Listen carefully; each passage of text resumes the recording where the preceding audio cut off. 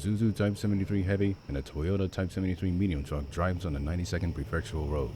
In the heavy truck, General Shindo is resting his fist on his cheek. Douglas Wilson nervously twitches his left leg. Morimoto holds Terasawa's hand ever so tightly. Mickey is laying on the floor, being treated by medics. Hano has her head buried in her hands, and M11 is staring down on the floor with the most depressed look on his face. No one in both trucks wants to say a single word. The mission was a failure. Ghidorah is loose, and they do not know what will happen now. The driver and passenger in the heavy truck, Privates Kishi and Kubota, are also in no mood to speak, but they are about to see the city of Fukuoka. Suddenly, shock fills both soldiers. Kishi slams his foot on the brakes, bringing the truck to a complete halt. What the hell? The medium truck behind him stops as well. Shindo becomes confused. General? What? What is it? Shindo peeks his head through the glass window.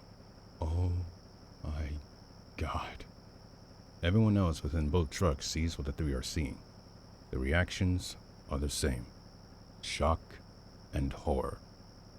The city of Fukuoka is in sight, but no building or skyscrapers left standing. In their places are the raging infernos roaring in the distance and blackened smoke rising into the night sky. Sir? Let's just find some survivors, if they're even alive. The truck drives off onto the highway directly into the city itself. Right away, they faced parked and destroyed vehicles on the side of the road, dead corpses burning inches away from them, and homes and businesses flattened to nothing, often to find no foundation that they were standing on. Finally entering the city proper via Hakata, the devastation from far away is even more horrific up close. The men and women looks on in horror. Roads and sidewalks blown apart and split in many directions. The grass and vegetation is non-existent. One look at the airport is enough to know what had happened here. As the two vehicles continues onwards, the occupants inside notices something very eerie. Aside from the fires close by and far away, the calming winds and the sound of sirens from a distance, there is only silence. No voices, no cries, nothing. Advancing even further, the groups in the trucks are stunned beyond belief. The concrete on the sidewalks and road are burnt beyond recognition. Businesses and homes reduced to nothing but rubble and dust. And then came the bodies. Bodies of civilians, workers, entertainers, and ordinary families lying on the streets and sidewalk. Or what was left of them. Blood and bones are scattered everywhere. Harasawa spots a body still with his head on, but been vaporized from the neck down, exposing the insides of his organs. The man looks away, holding his mouth, and tries not to vomit. Chiaki rubs his back, comforting him. Kubata looks ahead of the road. Hey, what's that? Ichi looks ahead as well. Both spot something in the smoke. It becomes clearer and clearer to something recognizable. Shindo! Shindo looks through the windows up the road. His eyes widens. Survivors! Ichi, stop the truck! The truck stops on a dime. Survivors? Believe it or not, yes. Stopping in the middle of the road, Terasawa immediately gets off of the back, with Morimoto following suit. He takes in a deep breath and rushes to the front of the truck. The driver and passenger steps out to get a better look as the couple passes them. Hey! Are you okay? No response. Do you need help? Once again, no response. Did they go deaf? Must have. I'm not sure though. As the survivors gets closer, Terasawa and Morimoto gets closer to them. Suddenly, they stop. Chiaki covers her mouth, Terasawa's eyes widens, and the two takes a few steps back. The survivor steps out of the smoke, revealing something horrifying. Their skin is burnt from the neck down. Blood is dripping from their legs, torso, and head. Their clothing are ripped and burning. They get closer and closer to the couple in the trucks. Terasawa and Morimoto looks at their faces. The victims' faces were expressionless. All of them are fixated with a 1,000-yard stare, and they are walking so stiffly, like mindless zombies. Everyone else who are watching these people pass them by are in stunned horror. One loses his footing and falls in front of Terasawa. Whoa, whoa. He catches him before he hits the ground. He turns him around and looks at his face. Hey, hang in there. We can help you. The man cannot respond to the reporter. Like the others, the 1,000-yard stare is evident. Please, you have to say something. Anything. Terasawa looks behind him. Call for help! Shindo steps out of the truck. Give me a flare gun. Ichi reaches and opens the glove compartment. He grabs an old Type 90 flare gun. He opens it to check if a flare is inside, then closes it. He quickly hands it to the Japanese general. Shindo takes it, aims it up high, then fires. A red flare shoots up into the sky. It reaches 100 meters, then stops. Emilia Kano exits the truck and rushes over to Terasawa. Kenichiro himself looks back at the man in his arms. Don't worry. Help is on the way. The victim's head is hanging backwards. His arms go limp. His eye pupils are rolled to the back of his head. The man is no more. Terasawa freezes. A man has passed in his arms. His head lowers. Kano places her hand on his shoulder. I'm sorry. Emilia, there's nothing we can do here. I'm sorry. You three, let's move! Terasawa raises his head a little. He carefully lowers the deceased man down on a concrete road. Placing him down, he removes his hands from him. He stares at his shaky right. Blood is covering the palm and going down the arm. A single memory of him in his younger age with the same scenario pops in his head. It's okay. Come on. Let's get out of here. We've seen enough. The couple and Kano walks back to the heavy truck. Climbing back into it, Kano sees M11 attending to Mickey's wound on her head, wrapping it with medical tape. Everyone walks into the trucks, and the vehicles drives away from the area on the way out of Fukuoka. Chiaki reaches to hold Kenichiro's hand, but hesitates. The man is looking straight down. His feet furiously taps the floor. His hands twitches, and he is biting his bottom lip. Kano holds his bloody right hand. Chiaki comes to her senses and holds his left hand. I promised myself I'd never see anything like this ever again. So, why? Why am I going through this again?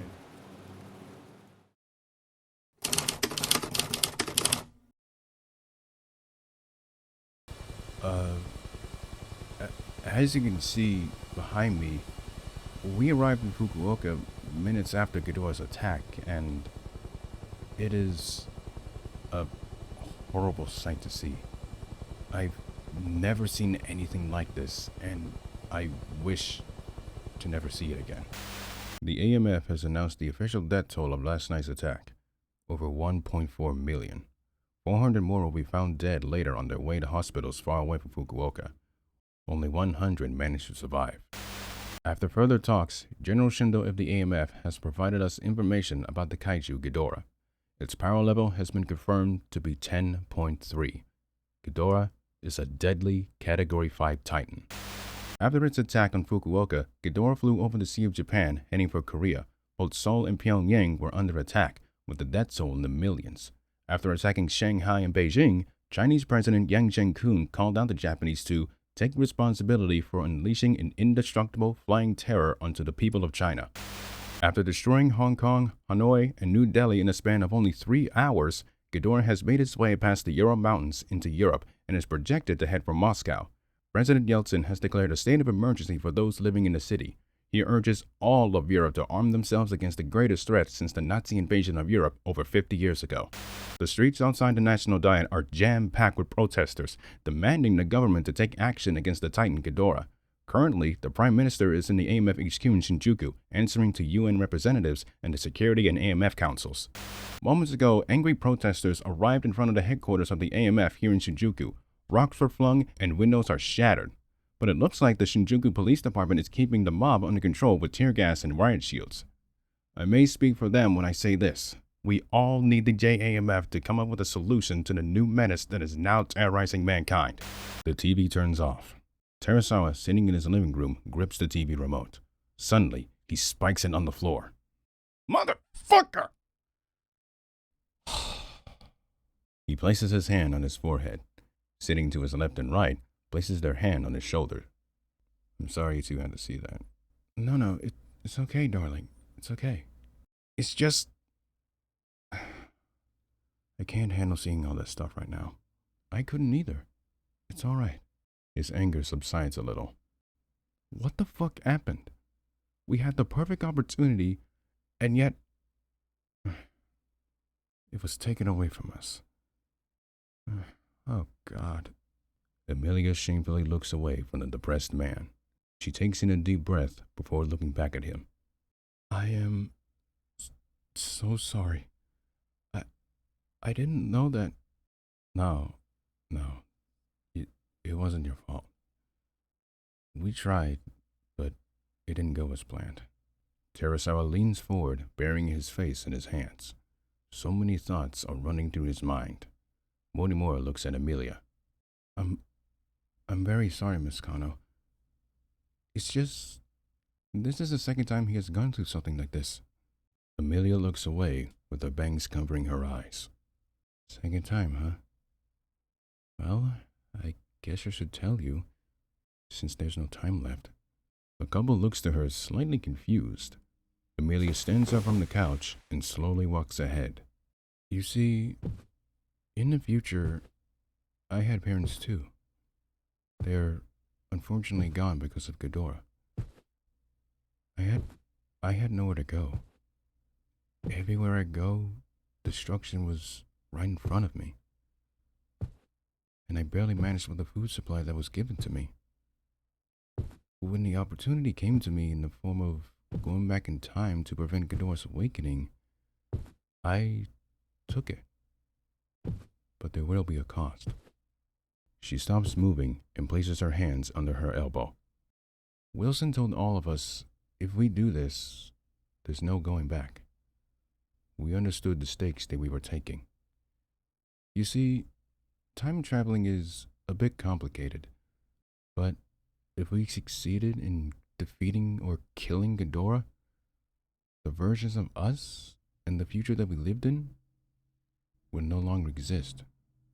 The revelation stuns the couple. But there is another reason why I wanted to come back to 1992. She takes in a deep breath before continuing. My father, before he died, told me a story about his first encounter with another kaiju.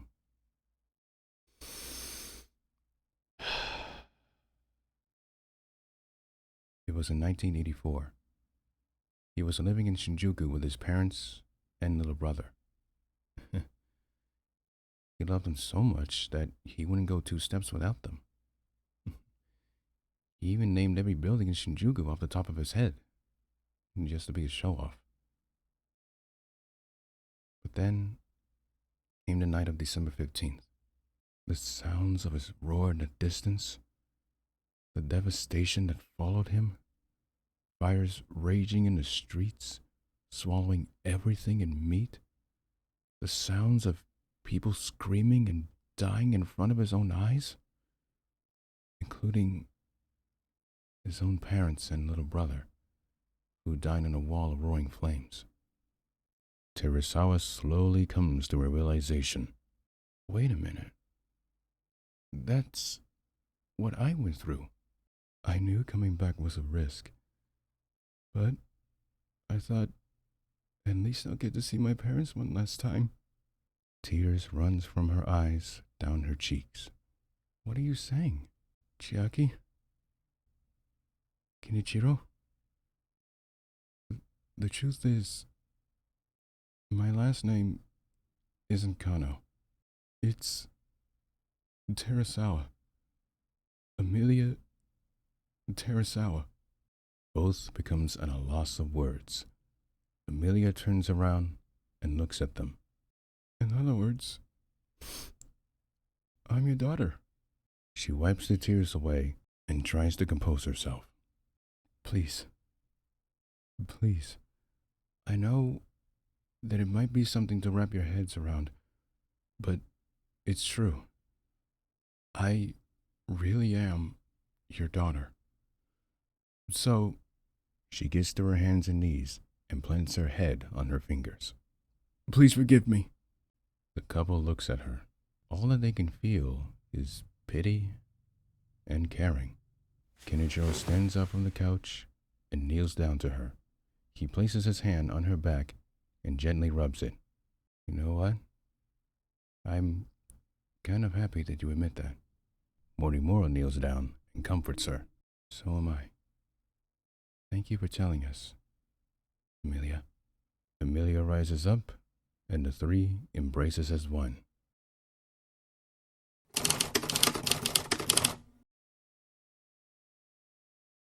Inside of her room, Sagusa sits up in her bed. M11, sitting next to her bed, looks. How do you feel? Like I just got hit in the head with a sledgehammer. She rubs the top of her head. Her thoughts goes back to the events last night. I don't understand. What could have awakened Ghidorah? Was it the holes that were drilled in to allow air to come in? Or did it knew that we were coming beforehand? My question is, how did you know that Ghidorah's power level was increasing? Oh, I have this thing where I can sense a kaiju's power instantly. So, like a kaiju detector or radar? That is weird. That's not the only thing that's weird. Some of the survivors said they heard Ghidorah talking. Talking? Meaning, it's sentient? It must be, if it's in an alien language. Did you knew that it can talk? No, ma'am. Even I'm finding out about this. But still. He digs into his pocket and pulls out a photo. Looking at it, it shows himself, Konchenko, Emilia, and Wilson smiling with the ocean behind them. He smiles as a tear falls from his eye onto it. Sagusa looks away in shame. I'm so sorry. I tried to save everyone, but it wasn't enough. She brushes her hair back and looks up at the ceiling. Listen, you did your best, but... No, I didn't! Her abrupt response catches the android off guard. I promised myself and Shinjiro Honda that I would save as many lives as possible. But knowing that I failed, he'll probably scold me for the rest of my life. I probably deserve it too! The room around them starts to shake. Green aura covers her body. God damn it! The windows, ceiling, and floor cracks in many directions. She slowly calms down and gives out a heavy exhale as the aura disappears. Rear Admiral Robert Field puts the photo in his pocket and stands up from his seat. Mickey, I promise you, that motherfucker will pay. Whatever it takes. For everyone. Sagusa looks at him with determination on his face. She becomes determined as well. For everyone. Suddenly, something jolts in her mind. What is it? She gets up from the bed towards the broken window. I'm sensing a kaiju. Ghidorah's coming back? No, it's... What? What is it? She turns to him with the utmost concern. He's moving. Who is? Godzilla.